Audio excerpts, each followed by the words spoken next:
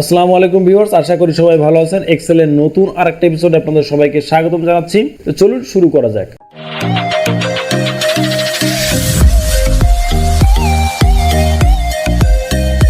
বন্ধুরা, এখানে আমরা এই যে স্টুডেন্ট আছে এ তো পাস করছে না ফেল করছে এটা আমরা পাইলাম, কিন্তু আসলে সে কোন গ্রেড পাইছে এটা কিন্তু আমরা পাইনি। সে A grade, B grade, C grade না এ প্লাস, সেটা কি পাইছে সেটা কিন্তু আমরা জানি না। আজকে আমরা সেটা বের করব। তার জন্য আমরা ইউজ করব ইফ ভার্সেস ইফ, অর্থাৎ ইফ এর ভিতরে ইফ ফাংশন। সূত্রটা একটু বড় হবে, দেখে কেউ ভয় পাবেন না, আমি আপনাদের ভয় ক্লিয়ার করে দেওয়ার চেষ্টা করবো ইনশাআল্লাহ। প্রথমে ইকুয়ালস টু প্রেস করলাম, তারপর ইফ ফাংশনকে কল করলাম। কল করার পরে এখন এখান থেকে ট্যাব বাটন প্রেস করলাম, আপনারা ডাবল ক্লিকও করতে পারেন।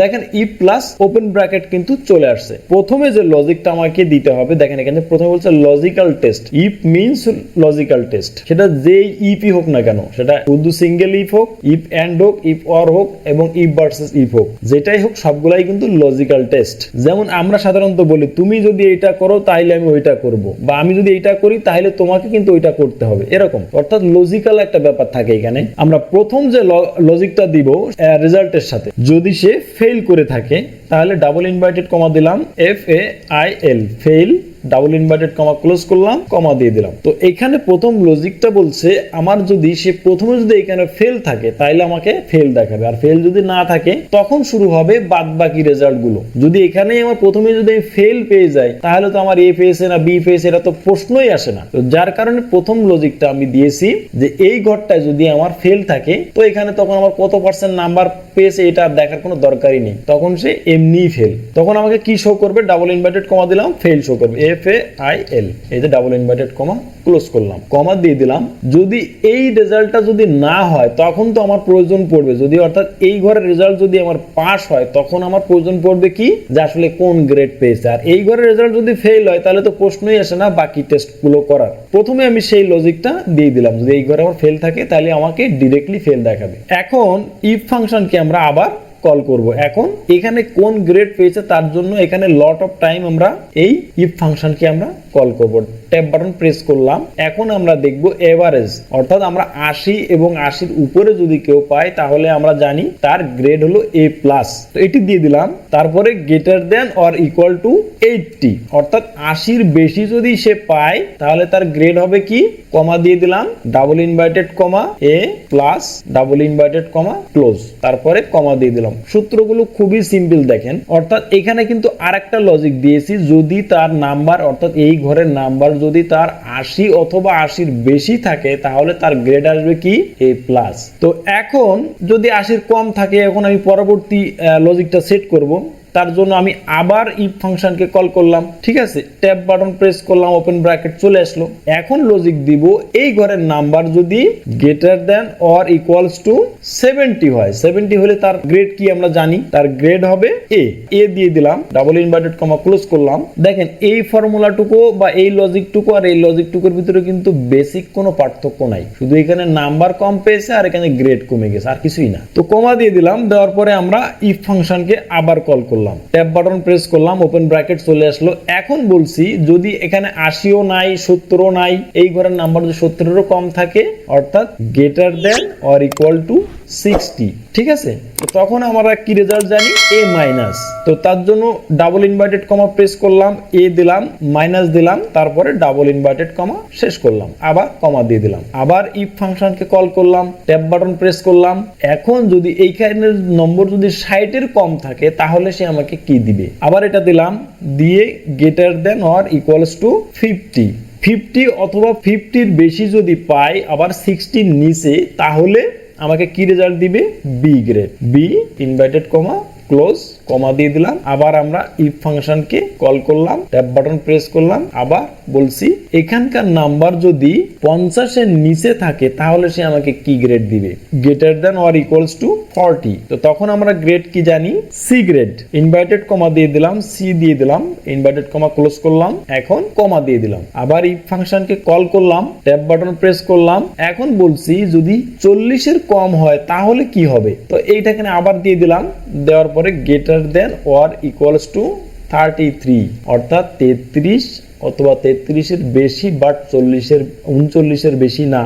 তখন আমাকে কি রেজাল্ট দিবে, কমা দিয়ে দিলাম, ডাবল ইনভার্টেড কমা দিলাম, তারপরে ডি দিলাম, অর্থাৎ এখানে জানি আমরা D grade, double inverted comma close করলাম, এখন কমা দিয়ে দিলাম। দেখেন ফর্মুলাটা অনেক বড়, কিন্তু এখানে ফর্মুলার ভিতরে কিন্তু মেইনলি কিছু তেমন কিন্তু কিছুই নাই, একই জিনিস বারবার রিপিট হয়েছে, এছাড়া কিন্তু কিছুই না। এখানে দেখেন, এখানে 80 বা 80 বেশি হলে কি হবে, এখানে 70 বা 70 বেশি হলে কি হবে, এতটুকুই পার্থক্য, এছাড়া কিন্তু আর কোনো পার্থক্য নাই। এখন যেহেতু আমার সবগুলা দেওয়া শেষ, এখন আমি এখান থেকে কি করব, ইন্টার বাটন প্রেস করব, অথবা আপনি যতগুলো ব্র্যাকেট এর ভিতরে দিয়েছেন সবগুলো ব্র্যাকেট কিন্তু এখানে লাস্টে ক্লোজ করতে হবে। যদি আপনি ক্লোজ নাও করেন কোনো সমস্যা নাই, ইন্টার বাটন প্রেস করুন। এক্সেল আপনাকে একটা ওয়ার্নিং মেসেজ দিচ্ছে, বলছে তুমি কিন্তু এই সবগুলো ব্র্যাকেট কিন্তু ক্লোজ করো নাই। এখন সে নিজের থেকে এটা ক্লোজ করে নিবে কিনা তার জন্য একটা ইয়েস নো একটা কনফার্মেশন কিন্তু সে চাচ্ছে। তো এখান থেকে আপনি ডিরেক্টলি ওখানে ইয়েস প্রেস করতে পারেন, অথবা কিবোর্ড থেকে ইন্টার বাটনটি প্রেস করে দিতে পারেন। দেখেন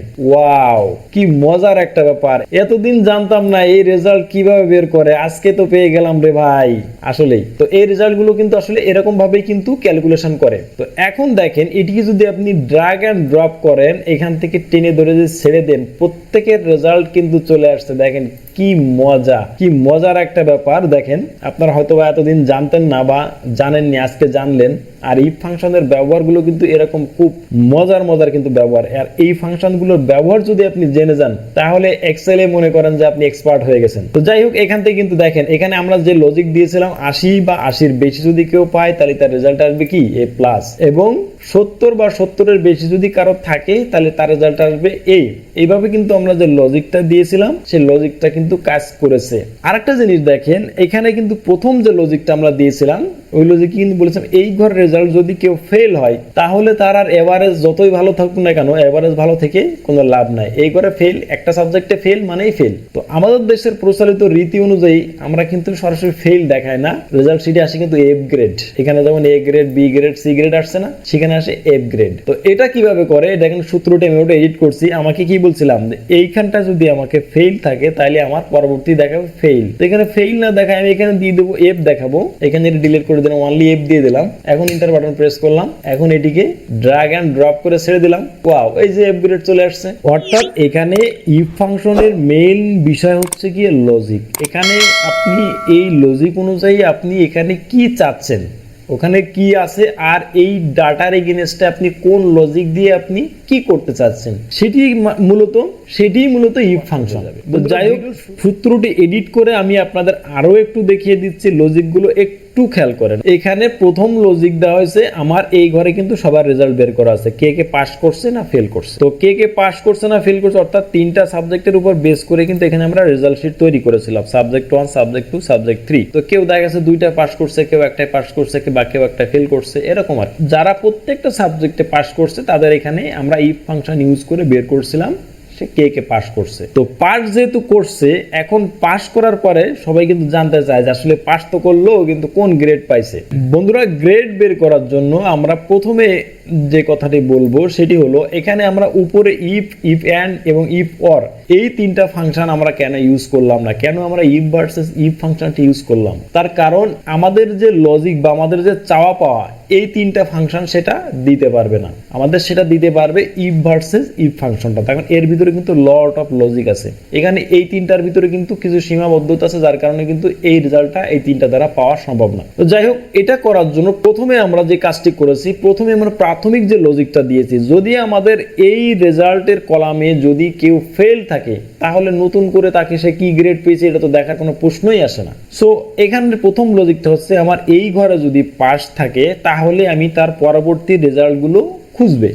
আর যদি এই ঘরে ফেল থাকে, তাহলে তার তো আর গ্রেড খোঁজার দরকার নাই, সে তো এমনিতেই ফেল। তো তার জন্য প্রথম যে লজিকটা দিয়েছি, এই ঘরের মান যদি ইকুয়াল টু ফেল থাকে, তাহলে আমাকে শো করবে কি এফ, আর না থাকলে আমাকে বাদ বাকি যে গ্রেড আসবে সেই গ্রেড দেখাবে। তার জন্য যে লজিকটা ছিল, আমার এইটা সমান সমান ফেল এরকম যদি থাকে, তাহলে আমাকে এফ গ্রেড দেখাবে বা ফেল দেখাবে, F A I L, fail দেখাবে। তো এই পর্যন্ত আমার এই লজিকটা শেষ হয়ে গেছে। শেষ হয়ে যাওয়ার পরে আমরা পরবর্তী লজিকের জন্য, অর্থাৎ যদি আমার এটা না হয়, এটা সমান সমান যদি ফেল না হয়, তখন আমার কি হবে, ইফ। তখন আমি আবার ইফ ফাংশনকে এই যে কল করেছি, কল করার পরে এখন আমি বলছি, যেহেতু আমার এখানে সে পাস করছে, আমার ফেল করে নাই, তাহলে আমার এই ঘরে টোটাল সে নাম্বার কত পার্সেন্ট নাম্বার সে পেয়েছে, অ্যাভারেজ কত, তাহলে এই ঘরের মান যদি আমার 80 অর তার থেকে বেশি, ঠিক আছে, এই ঘরের মান greater than or equal to 8, অর্থাৎ আমরা জানি 80 বা 80-র বেশি যদি কেউ পায় তাহলে তার গ্রেড কি আসে A+। তো এখন দেখা গেল আমার এই ঘরের মান যদি আমার 80-র কম হয় তাহলে আমার কি রেজাল্ট আসবে। পরবর্তী সেটি নির্ধারণ করার জন্য এটা ক্লোজ করে আবার এইখান থেকে আবার ইফ ফাংশনকে আমরা কল করেছি, তারপর আবার greater than or equal to কি বলছি 70 থেকে 79 পর্যন্ত আমরা জানি কি A গ্রেড, তো A গ্রেড দিয়েছি। দেওয়ার পর এই ঘরের নাম্বার তো আমার 70-র থেকেও কম আসতে পারে, তো তখন কি হবে, আবার ইফ ফাংশন কল করেছি, আবার এই ঘরের সাথে এই ঘরের মান যদি 60 বা 60-এর বেশি হয় কিন্তু 70-এর বেশি না বা 70 না এর ভিতরে, তাহলে আমাকে A- গ্রেড দিবে। এইভাবেই মূলত আমাদের একই জিনিস বারবার ঘুরে ফিরে একই জিনিস সাজানো হয়েছে। যদি আপনারা একটু ডিপলি দেখেন বা একটু মনোযোগ সহকারে দেখেন তাহলে আপনারা খুব সহজেই বুঝতে পারবেন। আর এই ইফ ফাংশনটি যদি আপনারা বুঝে যান তাহলে আপনারা ধরে নিতে পারেন এক্সেলে আপনারা অনেক কিছু শিখে গেছেন বা অনেক দূর এগিয়ে গেছেন। বন্ধুরা, আশা করি আপনারা বুঝতে পেরেছেন এবং ভিডিওটি আপনাদের ভালো লেগেছে এবং এই ভিডিও থেকে আপনারা অনেক কিছু শিখতে পেরেছেন। আর যদি এখান থেকে আপনারা কিছু শিখতে পেরে থাকেন, বিন্দুমাত্র উপকৃত হয়ে থাকেন, please subscribe the channel and press the bell icon. ভালো থাকবেন সবাই, আল্লাহ হাফেজ, আসসালামু আলাইকুম ওয়া রাহমাতুল্লাহি ওয়া বারাকাতুহু।